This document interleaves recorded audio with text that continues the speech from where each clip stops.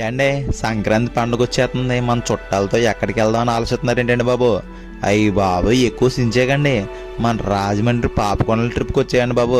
నేను అన్నానని కాదండి బాబు, చాలా బాగుంటదండి. చుట్టూ కొండల మధ్యలో గోదావరి అమ్మ ఒడిలో పడవ ప్రయాణం అండి. ఎంత బాగుంటుందంటే అండి, మీ జీవితంలో ఒక మధుర జ్ఞాపకంలో ఉండిపోద్దండి. చుట్టూ పడవ మొత్తం మన చుట్టాలతో సరదాగా మాట్లాడుకోవచ్చండి. ఎటువంటి ఫోన్ సిగ్నల్ ఉండదు.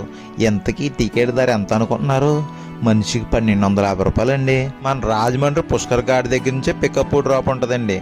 పొద్దున్న 7ంటికి తీసుకెళ్ళి గండిపోచమ్మ టెంపుల్ దగ్గర దింపేస్తారండి. అక్కడి నుంచి 10ంటికి బోటు బయలుదేరుతుందండి. పొద్దున్నే టిఫిన్ ఉంటుందండి, వెంటనే టీ ఉంటుందండి బాబు, లేకపోతే మాట వచ్చేది మనకి.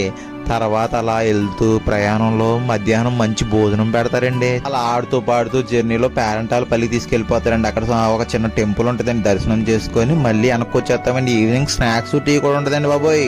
దీనికి సంబంధించి